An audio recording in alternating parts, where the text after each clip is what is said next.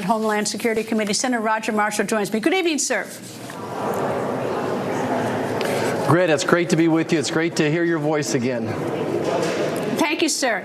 So you will be dropping this resolution in the Senate about the Secretary of Homeland Security next week. Are you hoping or expecting or thinking it will trigger an impeachment inquiry of the Secretary in the House? Well, certainly the House has plenty going on, but we hope that this would give them the confidence to proceed forward. And I think that I'm reflecting simply the thoughts of Americans everywhere. It's hard to imagine something is a bigger concern than inflation right now, but I think people's concern about their safety and security or their families is up front. 300 Americans dying every day from fentanyl poisoning, that fentanyl coming across our border, along with thousands and thousands of illegal migrants. So this is front and center. The Secretary is derelict in his duties. He's been charged by law to make sure that we have a secure border, and I don't think anyone in America believes we have a secure border right now. Have you gotten the sentiment to your proposed resolution inside the Senate? How many people are with you, or even how it's going to be received over in the House? Well, I don't have a good feel for it yet. I mean, sometimes you have to just lead, and that's what we're doing right now. We're going to put it out there. We'll try to get unanimous consent, and we'll see what happens. On the House side, I really do think that there's a possibility. But again, they go up against a budget crisis, so many other things going on. I think it's hard for them to find the time to do an impeachment trial as well. But if he is, then we would welcome that next step over here. Okay, now let me turn to your report about the COVID virus. You're a medical doctor, and in addition to being a U.S. Senator, what struck you the most about this report, what you learned?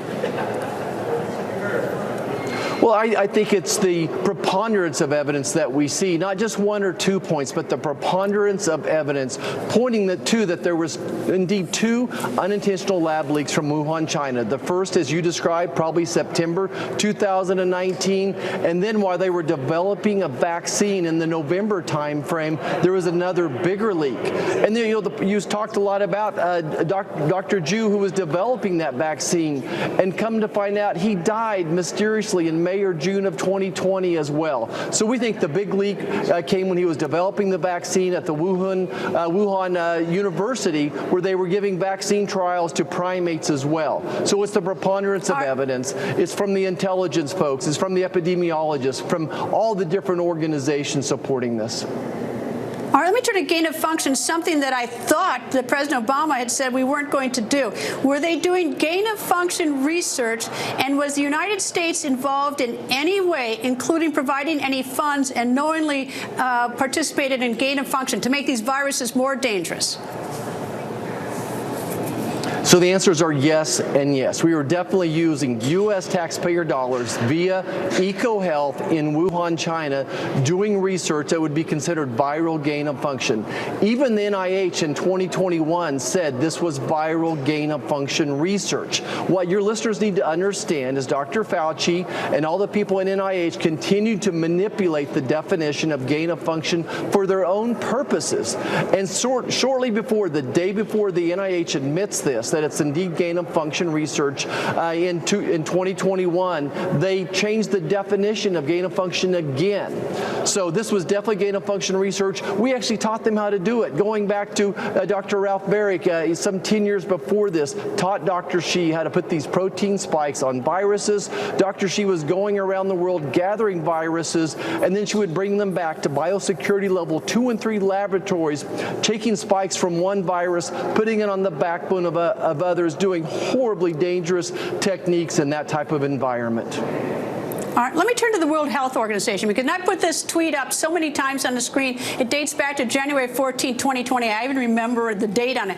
It says preliminary investigations conducted by the Chinese authorities have found no clear evidence of human-to-human transmission of the novel coronavirus identified in Wuhan, China. Now you tell me that it was going back several months that the virus probably existed, that there are probably 2 labs involved, and that WHO, it seems to me, is nothing but carrying the water for China. They're certainly not investigating and protecting world health. So why are we participating so heavily with and financing World Health Organization?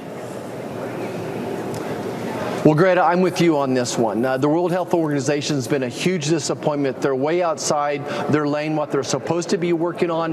That was one of my clues in January of 2020 when I found out the history of Dr. Tedros, who's the head of World Health Organization, that he was a bought and paid for person by China as well. To your point, though, China knew there was human-to-human transmission probably in September of 2019. They actually had the virus sequenced in November of 2019. We don't get the virus till 3 or 4 weeks later after that. Additionally, they're denying the transmission, and not only is it human-to-human transmission, but many people don't have symptoms, which makes it even harder to follow as well. So there was more than just good faith mistakes by China, so much more.